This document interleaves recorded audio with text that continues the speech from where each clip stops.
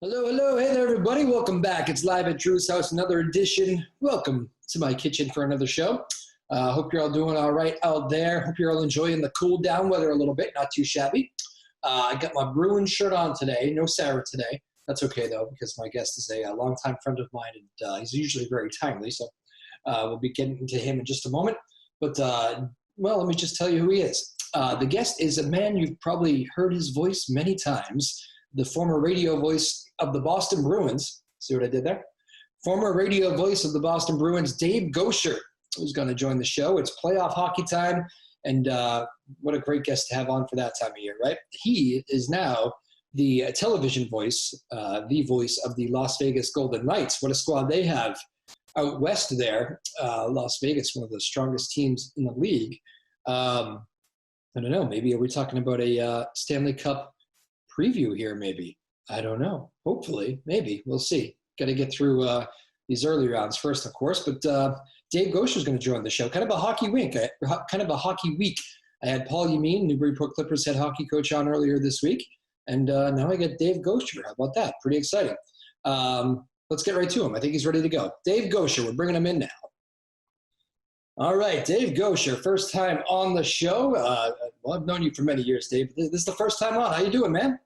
Pretty good. That's your problem. We've known each other a long time, Drew. But no, it's good. You know, it's life in Vegas is great, and hockey's back in a very different form. So that's a good thing. It is. That's what I was going to ask. What's it like? So you're now the voice of the Golden Knights here, obviously. But for the broadcasters, it's strange. The teams are in Toronto in the bubble.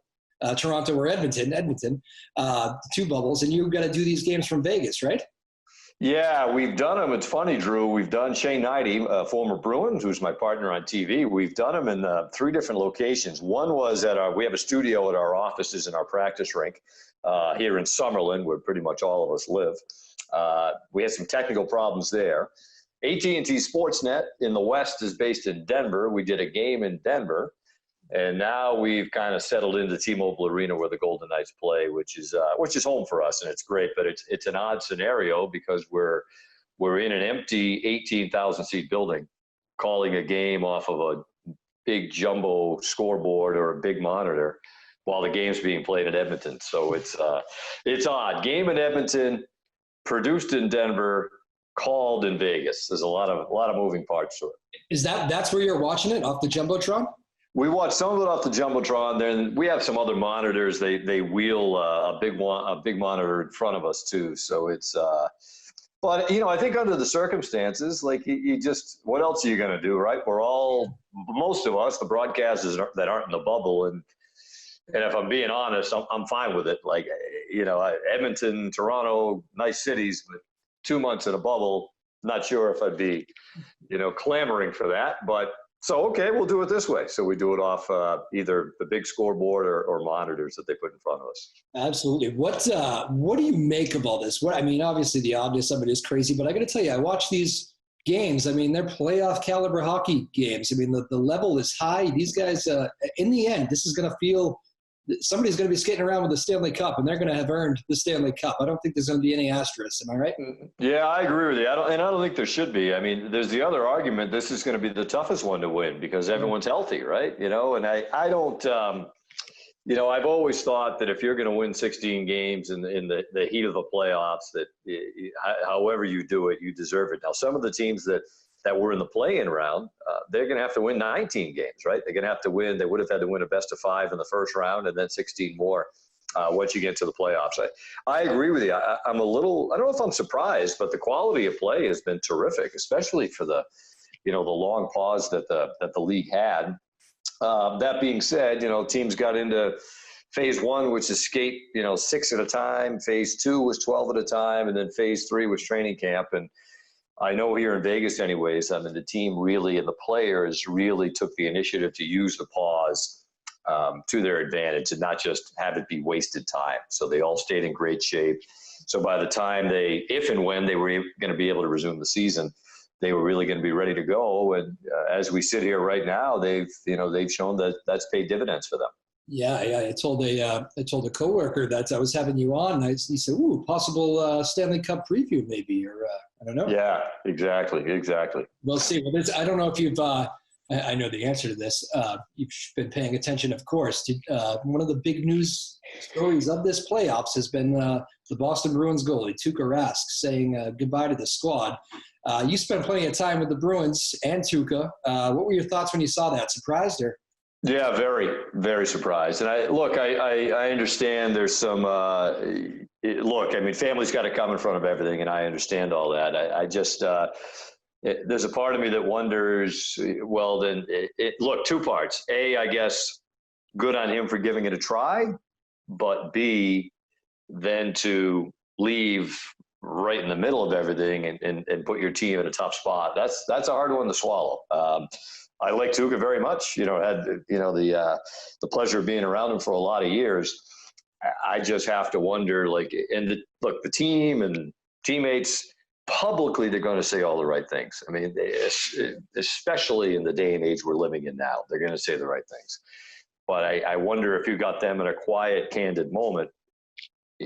What are they saying and what are they thinking? That's a tough one. I almost think they might have asked them to leave. That's got to be a possibility too, right? I mean, you say something that your head's not in it. If I'm management, I'm saying that's just, you got guys laying it on the line out there going full speed, and you say something like that, you can't have that in between the pipes. Yeah, the other part might be, to your point, he sounded disinterested. Yeah. So if that's the case, this might be a good thing, because he's not in the mix now, and it may galvanize that team. They sure look like it in the game they played without him in Game 3 against Carolina. So that is the other part of it. I think it's a real difficult situation to put your team in the middle of a playoff series. Family first, we all get that. But if he's not into it, and his comments suggested he was not, then this could be, it's not even a blessing in disguise. It's a blessing right there in real sight for the Bruins. Absolutely. Dave Goucher joining us. Dave, what's life like in Vegas? What's the big difference between calling games out there and being back in Boston? Oh, it's a 180. Well, I mean, you're still calling hockey games, right? But I love doing the TV. It was something I had in the back of my mind for a while that I wanted to see if I could do. I had done a few college games for NBCSN a bunch of years ago now. And so that was always somewhere, once I got that experience, I think that was somewhere floating around that if the right circumstance came, I'd love to give it a shot. So it's been unbelievable, Drew. I think that you couldn't really lay it out much better. The success the team has had, to go to the Cup final incredibly in year one, would have made a good run last year if everything didn't fall apart in Game 7 against San Jose. And now here they are, one of the favorites to win it in year 3. So it's been unreal. The quality of life is great. The climate is great. I've come to learn that if you live here, people, I think, get one impression that, well, you just go to the Strip. If you live here, you don't do that. I always joke around that how often do you go to Faneuil Hall? I mean, not much. How often do you walk the Freedom Trail? Not much. I never walked the Freedom Trail, so I was on one duck boat in my life, and that was when the Bruins won it. So, I mean, I think that, out here, we're in Summerlin, which is right at the foothills of Red Rock Canyon. It's beautiful. It's an unbelievable place to live and offers a lot. Now, I say you dabble on the Strip, and even that now it's a strange dynamic with the whole world we're living in. But if you want that, it's there. And I can be back at my house in 15, 20 minutes. And people love this team. They love it. It's unbelievable, because they had been waiting for their own team here a long, long time. And now they finally have one. And in normal times, I mean, good luck getting tickets for games at T-Mobile. It's that popular. What a start to a franchise. Is there any franchise that has come out of the gates like this in the history of sports? I can't even think of one. No, none that I know of. None that I know of. And look, and good on them for it's going back a few years now, but they did a great job. Management did a great job in the expansion draft, and they were looking for players that I think, to a degree, were diamonds in the rough, or players that had already done something and had some levels of success in their careers, but they felt were capable of more. And they were able to find those guys, especially in year one. Yeah. Marc-Andre Fleury is the face of all of it, coming over from Pittsburgh. But and I think that first year especially, all those guys had chips on their shoulders because they were for whatever reason, deemed expendable by their former teams. You know, they were exposed in the expansion draft, or there were trades that were negotiated in the expansion draft. So, but since then, you know, they've added to it. They trade for Max Pacioretty. They trade for Mark Stone. They sign Paul Stastny as a free agent. They make big trades at the trade deadline this year, getting Robin Leonard and Nick Cousins and Alec Martinez. So they're in it to win it, Drew. I mean, they weren't going to be your typical expansion team that was going to have to go through years of losing and suffering before they had a chance to win. They kind of got that out of the way right off the bat. You know, I was listening to some of the game on the radio. I was coming back from Maine the other day, the Bruins game, and this is no knock on their current talent, but sometimes you're so ingrained still in the voice of Boston radio hockey that you turn it on and you're almost still not used to not hearing your voice here. It's so many epic calls over the years. I hear that from so many people too. It's going to be one of the best compliments when you leave a city to have people say, it's just, the other guys are fine. It's just, I miss Dave. It's just that comfort zone. And I'm sure you still get that. Yeah, I get it on the Twitters, right? You know, people are nice enough to comment and say nice things. And yeah, look, it beats the heck out of people saying, thank God he's gone, you know? So, no, it's, people are always nice and complimentary, which I appreciate. And look, it's, I think it's a byproduct of, I was there a long time, and the Bruins, especially in the kind of the second half of my tenure there, for the most part, had really good teams, and obviously had a Stanley Cup team in 2011 and had other teams that, contended for the cup or were, up there in the, the upper echelon of the league. And that allowed, me to call some big games, which is, I always think if you do this for a living, as much as the random game in November in Columbus is nice, you want to be calling big games in the playoffs. So, no, it was a blast doing it. And honestly, Drew, if this, this unique opportunity didn't come along, the first ever TV voice of the first ever Major League team in Vegas, I would probably still be doing what I was doing. But I do think there are opportunities in life that come your way. And if you don't take advantage of them, then that's on you. And I wasn't really willing to live with that. I hear you. So a little bit of a tough call, but you knew you had to do it. I get that. What was your favorite call, by the way? Let me tell you mine before we do that, because you have your own list. I have there's one that jumps out to me. The Stanley Cup, fine. I'm sure that was a blast, calling the final seconds of that, all that good stuff. But the Bergeron goal, the Bergeron for me is probably one of the best playoff calls I've heard. Just the genuine enthusiasm, just, you're not planning any of that. You're not thinking about that. It's just reaction. And you felt like every Bruins fan. Just take me through that. Yeah. Well, I think it was more shock than anything else. Right. I mean, the Stanley Cup call, I like well enough. But they're much different, right? The Bergeron one was, I think, shock more than anything else that they managed to win the game. I get a kick out of now when, like, Bergeron scored the other day against Carolina in overtime. People tweeted me like something I yelled 7 years ago, so it's, that's kind of, it's just funny for me. I get a kick out of it because it was just such an organic, like, I couldn't believe they won, No, I mean, I think what I remember about it the most was, they were down 4-1 with about 11 minutes left, and people, I don't know if half the building left, but maybe a third. I mean, a lot of people left the Garden, and I had started to get texts from friends of mine that this sucks, and do you want to play golf tomorrow? And, I can't believe they're going to lose in the first round. And so I literally took my phone and put it like out of my reach in the booth. I didn't want to read it. I was getting annoyed reading the text from my friends. And then when they got it to 4-3, I think I kind of reached for my phone, and the tone of the text started changing, and then when Bergeron tied the game late, I couldn't believe they were actually going to overtime. And a couple of things I remember about it, Drew, they almost won the game before it got to overtime. I think with 5 or 6 seconds left, Brad Marchand took a shot from the wing, and James Reimer gave up a huge rebound. It went right over Rich Beverly's stick. He was 10 feet in front of the net, wide open, and it bounced over his stick, and they went to overtime. I remember Joffrey Lupul had an unbelievable chance for Toronto to win the game, probably 5 or 6 minutes in, that Tuukka Rask made a big save on. And I also remember thinking that in intermission between the third period and the overtime that, that team was kind of a Jekyll and Hyde team, the Bruins. Claude Julien had called them that. And I think I even said on the radio, it's a good thing that Dr. Jekyll showed up here, like in the third period. What a kick in the ass it would be if they lost this game. Yeah. The way they came back. But obviously, thank heavens for all of us that, were rooting for the Bruins that night, that didn't happen. And I think I was just happy for Patrice because I'd known him since he came into the league, as an 18-year-old in 2004, or 2003, for him, kind of the ultimate Bruin and the ultimate pro, for him to not only tie the game, to win the game, I was pretty pumped about that, obviously.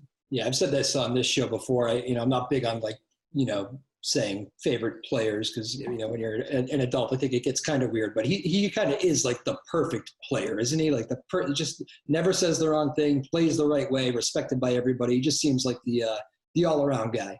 Yeah, it's you hear Montreal Canadiens fans talk a lot about Jean Beliveau.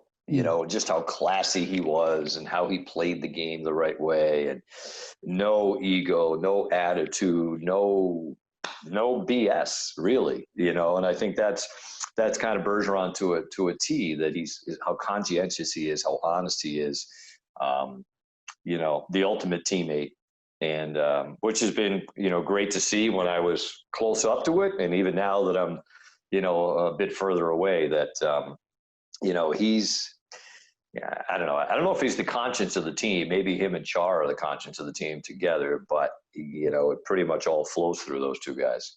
And I know since you mentioned Montreal, we should take a second to, wish Claude Julien all the best too. I know he had a bit of a health scare there. I'm sure you got to know him pretty well over the years. Yeah, he was always great to me, Drew. Claude was terrific. I felt lucky to be around him for a decade. And what I always liked was that, he would do the coach's show with Bob and I. He'd rotate it. I'd do it one game and Bob would do it the other game. And Claude never he never half-assed it. If they were coming off a 6-0 loss the game before, or a game where they blew a 2-goal lead and lost in overtime, and he never. And I'm sure there were times he didn't want to do the interview, to be honest with you.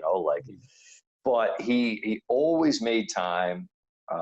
Always treated, well, I'll just speak for myself, always treated me with respect. And sometimes I think that he realized that, I had a job to do. And I think sometimes coaches get caught up in, they don't really sometimes appreciate that. Claude always did. He always made time. He was always cordial.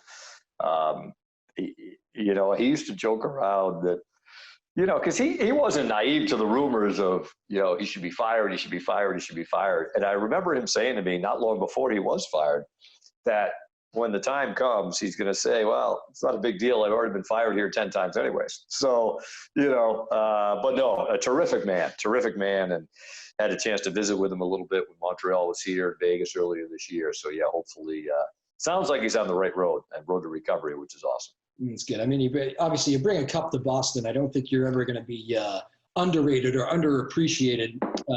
It was a little bit strange how he went out. It felt like that was maybe it was just his time to go. It felt like the fans were ready for a change behind the bench. But the people here, you start hearing stories after people leave about a lot of all the good behind the scenes stuff he did. And he just seems like one of the good guys. I think he'll always have a special place, I think, in Bruins and Boston sports history. Yeah, I would agree with you. As I said, I think Claude's he's a great man, and I, how could he not, right? I mean, as we sit here today, I mean, they've won one cup since 1972, and that was in 2011, and they've been close since, obviously last year, and we'll see what happens this year. But I think that if you're looking to moves, Drew, that turn the fortunes of this franchise around, the Bruins franchise around, you could look to signing Zdeno Chara as a free agent and hiring Claude Julien. It was the year before they had Dave Lewis, nice man, but not, wasn't able to get the job done. I think the record is proven, as a head coach, probably not his forte. And I remember Peter Chiarelli at the time having to go to Jeremy Jacobs and basically get a mulligan. Dave Lewis had 3 years left on a contract, had a lot of money, and he wanted to hire Claude. And, from that 07, 08 year, that really kind of reestablished the Bruins in Boston until this day. But, they have, in my opinion, they have Claude to thank for a lot of that. I would agree. One thing people may or may not know about Dave Goucher is, you and I share a similar, same love here, which is Bruce Springsteen music. And I think maybe enough people know that secret by now here, at least in Boston. But first of all, that is one of the things I'm really missing here during a pandemic is live music and specifically our guy. You too, I'm guessing? Yeah, it's funny, Drew. I know we're kind of sitting here, you and I, on a Zoom as we record this, and you can't see it, but I've got a huge Springsteen poster there, and I've got another one over there. So John Lennon looking over your shoulder. And John Lennon looking over my shoulder. But the Springsteen poster to my right is, David Robichaux, obviously, formerly from Channel 4, and a good buddy of mine, Mike Britt, and a buddy of ours, John Joyce. We took a trip to Ireland in 2013, and we saw Springsteen play in Limerick, Cork, and Belfast, it says on the poster. So, I missed that a lot. Somebody had told me that Springsteen was looking to tour this summer. And they, however they do it, they put dates on hold, right, in certain cities and at certain venues. And that didn't happen for obvious reasons. So, it's very, very, well, it's all odd, but not being able to enjoy Springsteen or live music is right on that list. I remember seeing photos of your trip there and thinking how jealous I was, actually. Well, it's, I'm very lucky. I've got, again, a good friend of mine back home, Mike Britt, Mike and I have known each other for 35 years, and we've been lucky to be able to make some trips and see a lot of shows. So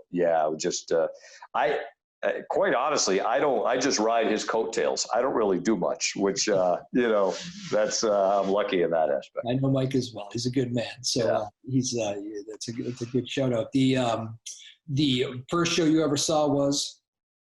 First time I saw him was at the Worcester Centrum in 1987 on the Tunnel of Love tour. And a quick funny story. In the Born in the USA tour, I was 15, I guess, 14, going to 15. I guess I was 15. And my buddy Mike, him and his brother and sister were going to see Springsteen at the Providence Civic Center, now the Dunk. And somebody had backed out, and he had an extra ticket. And he called me. Like, now this is 1985. This isn't, there's no cell phones. Called my house from a payphone. And my mom was still alive at the time. Answered the phone and said, Mrs. Goucher, this is Mike Britt, blah, blah. I have an extra ticket to Bruce tonight. Well, I wasn't home. Like, I don't know what I was doing, I was out somewhere. I'm sure doing nothing that important. And anyway, I missed the show. And my mother almost wasn't even going to tell me that Mike had called because she knew how upset I'd be. But anyway, she told me, and now it's kind of a comical story now. But the next time he came around the Tunnel of Love tour, I wasn't going to leave it to chance. So I drove by myself to Worcester from Pawtucket, Rhode Island, and had like $75 in my pocket, and bought a ticket off a scalper for I had $100, I think, and I bought it for 75. And it was kind of on the side of the stage, kind of like side/back. It wasn't a great, but it wasn't about the location. It was just I was actually in the building. Yeah. Those were the days when he used to take an intermission. So he'd play the first half of the show and then take a 20-minute break and play the second half of the show. So so that's going back a lot of years now, which would have been like in October, November, I think, of 1987. Gotcha. I remember mine was the Dunk, or I think it was still the Providence Civic Center at the time. I can't remember what year they did that, but I was young. I remember going with my dad, and it was right after the Rhode Island nightclub fire. Maybe you were at this show, I'm not sure, but it was the night he opened with War, if you remember, came out, counted it off. I wasn't at the show, Drew, because I remember it was in 2003, I think, Station Nightclub fire. Yep, that would be And I think the Bruins were on the road. I want to say I was in Ottawa or something, and I was annoyed that I wasn't at the show in Providence. I remember that. I remember thinking at that moment, it probably took me 5 seconds, counted it off, it was really like my first, I had seen small shows before, but it was like my first rock show, first stadium. And I remember just like, you know, that the hair on your arm just sticks up and you're like, I'm hooked forever, you know? Yeah, it's well, I always say that, and I think you'd agree. Like, if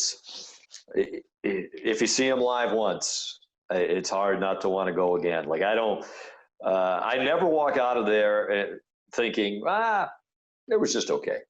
I never think of that. That never comes to my mind. I'm always like, he seems to be able to deliver it every single time, which is great, you know. And look, people that don't like it or don't enjoy, I don't care. That's fine. They don't have to. I don't like everything, but I know what I do like, and he's pretty high up on the list. Did you do Broadway? Yeah, I did. Excellent. Yeah, I was lucky enough to go to that.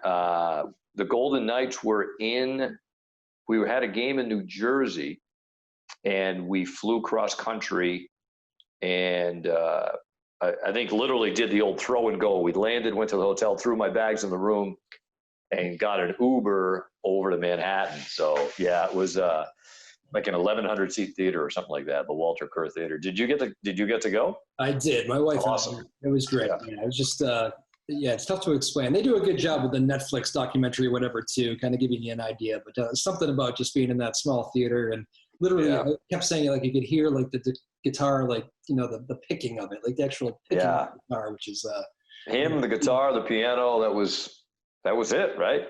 Yeah. And Patty for a couple songs.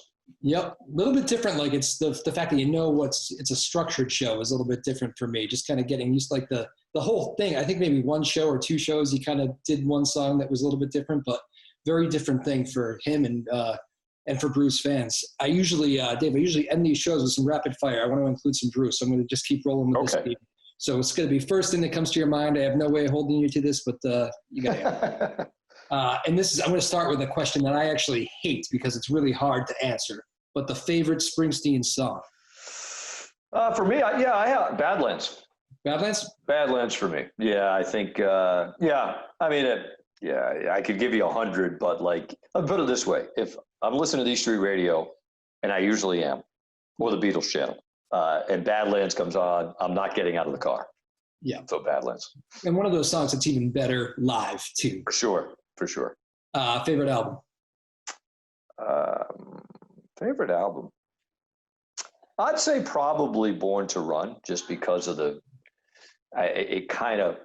got him to a different level. But just, I mean, from starting it with Thunder Road to ending it with Jungle Land. I'd say Born to Run, but I could pick another one pretty easy and convince myself that that's my favorite one too. Yeah, more. I don't know what this says about me, but I guess I love the pain. Darkness on the Edge of Town for me. But yeah, that would be up there too.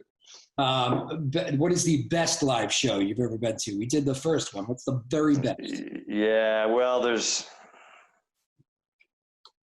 if I had to pick, I don't know if it's best, it's the most unique, was Mike and I went to see him play a rehearsal show at the Asbury Park Convention Center, Convention Hall, in like 2009. And it was a glorified gymnasium. It was tiny. It was a gym. Like, there were basketball hoops that they raised up at each end. So there might have been 1,500 people. And I remember driving down the day of the show. It was last minute. This time I had a cell phone, and Mike said, "Yeah, when can you get to Asbury Park?" I said, "Well, when?" He said, "Today." So I drove down that day.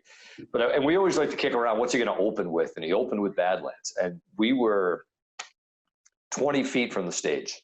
And just that opening drum, Max Weinberg, almost like knocked you off your feet, you know.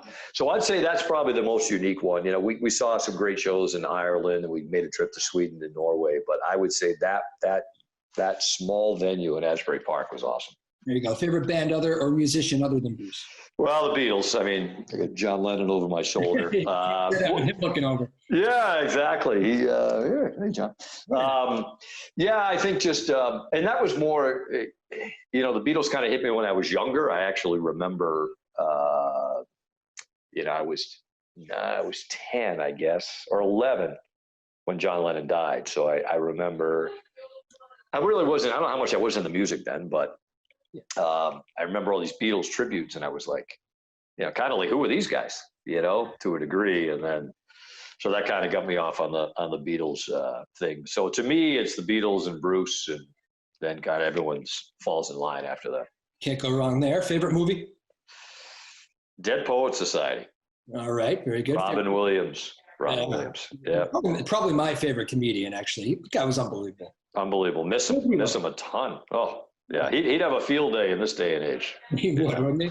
And who was the mentor for you? Who's the guy that you listened to games as a kid and said, I want to be that guy?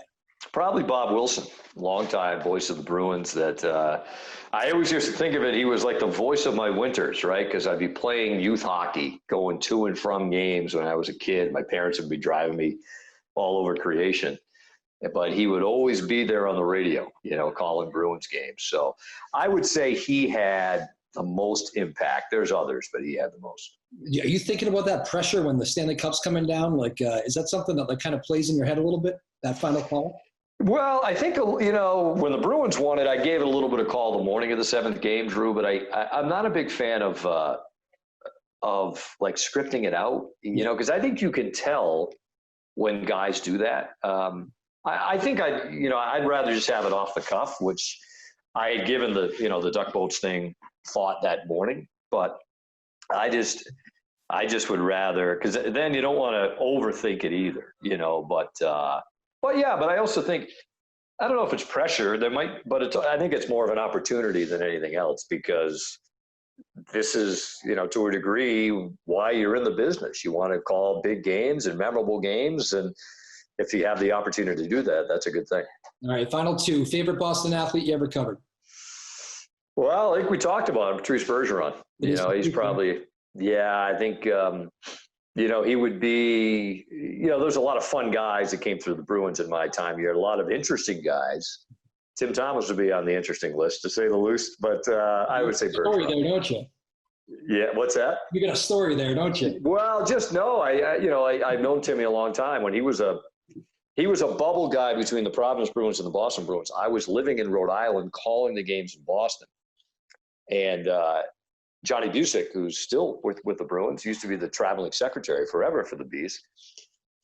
If Timmy was getting sent back down to Providence after a game on the road and we were flying back, he would say to me, hey, can you give Timmy a ride home? Timmy was living, I think, in Attleboro at the time, kind of between Boston and Providence.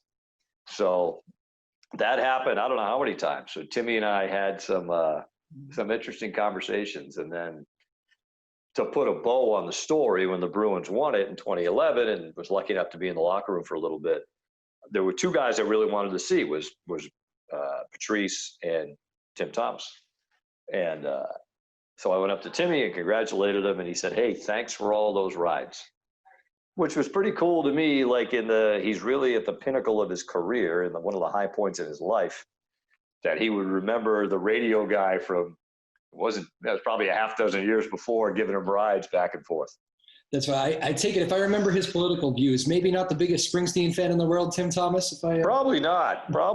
No, he's. But it was good to see him A, at the U.S. Hockey Hall of Fame stuff, and then B, when the Bees did this the Zoom call for the 2011 team. It was good to see Timmy.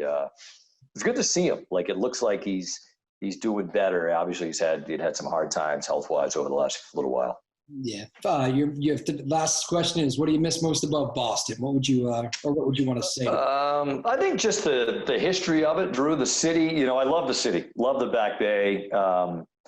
I miss, look, I worked there for 17 years. I went to Boston University, so that's another 4 years. So I spent a ton of time in the city over a 21-year period. So I just think the history and the tradition and,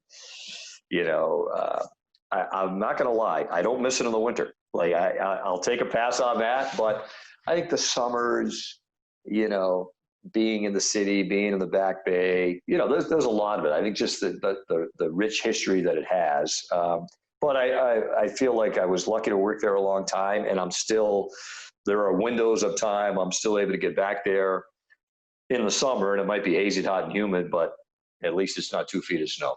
There you go. Is it Knights and Bruins in the Cup final? I wouldn't mind seeing it, to be honest with you. I was happy. Obviously you saw this. The Bruins in the round robin just were not. They weren't there. They were kind of there, but they weren't there. Now they seem to at least the last game against Carolina were much better. So it would be great to see. It would be a little bit odd to see, like from my standpoint, but I think it would be a heck of a series. Absolutely. All right. Well, Dave Goucher, I really appreciate you taking some time here during playoff time. I know you're a busy man, and we appreciate you doing it so much. You are missed here, my friend. I hear it all the time. I'm telling you, that's not a BS statement by me. Well, I appreciate that, Drew. Yeah, I miss a lot of the people back there, and I appreciate it very much. Thanks for having me on.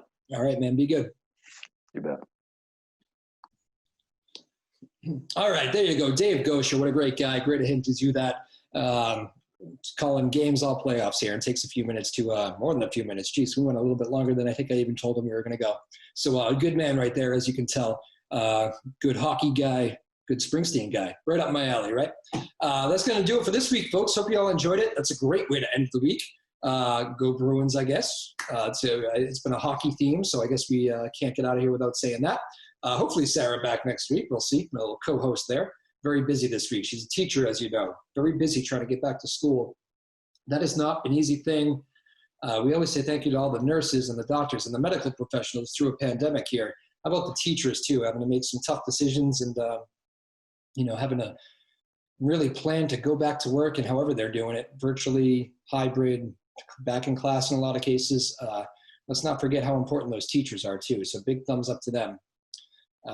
And really everybody. It's tough. A lot of occupations right now that are tough to work through. But anyway, we'll leave it at that. My name is Drew Moholland, live at Drew's house. Again, a big thanks to Dave Goucher, the voice of the Las Vegas Golden Knights, former radio voice of the Boston Bruins. And wow, did he have some epic calls during his stint here. Man, some of them still bring me chills just thinking about. Thank you, Dave Goucher. Appreciate it very much. We'll see you next week, everybody. Have a great weekend. My name is Drew Moholland. Peace.